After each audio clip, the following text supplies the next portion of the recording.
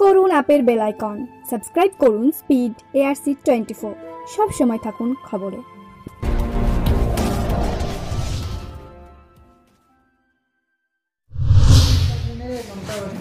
ममता बनर्जी को लेटर लिखा है कि उन्होंने ये भी लिखा है कि जो कोऑर्डिनेशन सेंट्रल और स्टेट में होना चाहिए वो नहीं हो रहा है।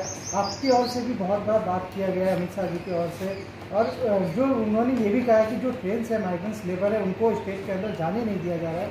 क्या कहेंगे पूरे मामले को? देखिए, मैं पिछले कुछ दिनों से लगातार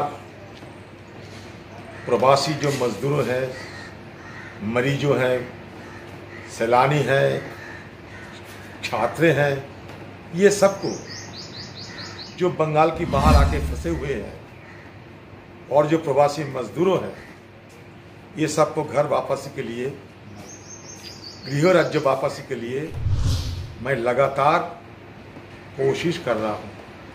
इस कोशिश के दौरान कभी प्रधानमंत्री जी को, कभी रेल मंत्री जी को, कभी होम मिनिस्टर साहब को, बंगाल के मुख्यमंत्री सबको मैं खत लिखता हूँ, बात करता हूँ। बंगाल के मुख्यमंत्री से बात करना तो नामुमकिन है, क्योंकि वो किसी विपक्ष से सब बात नहीं करते। लेकिन मैं प्राइम मिनिस्टर से बात किए, होम मिनिस्टर जी से बात किए, रेल मिनिस्टर जी से बात किए।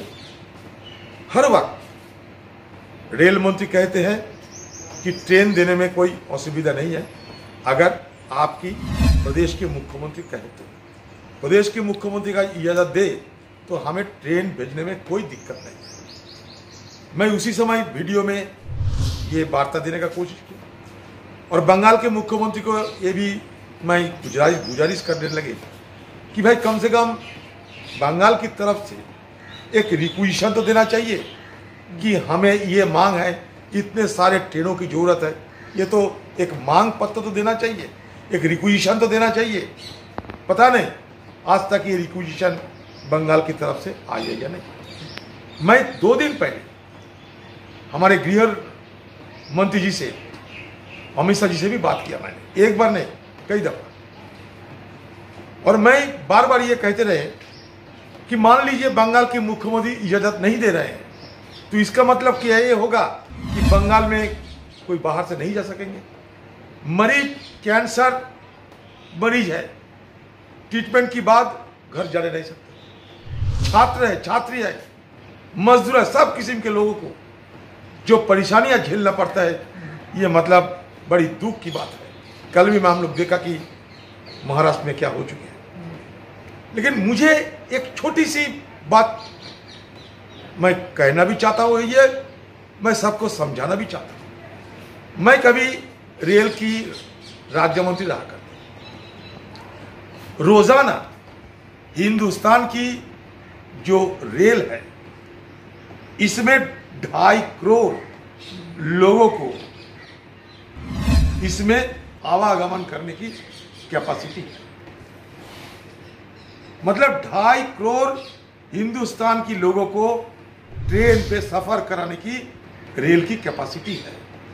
तो क्यों हम तुरंत बाहर में जो लोग परेशानियां झेल रहे हैं, इन लोगों को अपने अपने गृह राज्य में क्यों हम ना भेज पा रहे हैं, ये मुझे सबसे बड़ा सवाल है। बंगाल के मुख्यमंत्री को मैं एक बार नहीं बार बार कहा हूं कि आप किसी हालत में इन लोगों को वापस ले लीजिए। ये लोग रो रहे हैं मुझसे फोन करके। तो अमित शाह जी मेरे को भी कहा था कि मैंने बंगाल के मुख्यमंत्री को बार बार ये कह रहे हैं कि आप इजाजत दो, बंगाल के मुख्यमंत्री नहीं दे रहे हैं।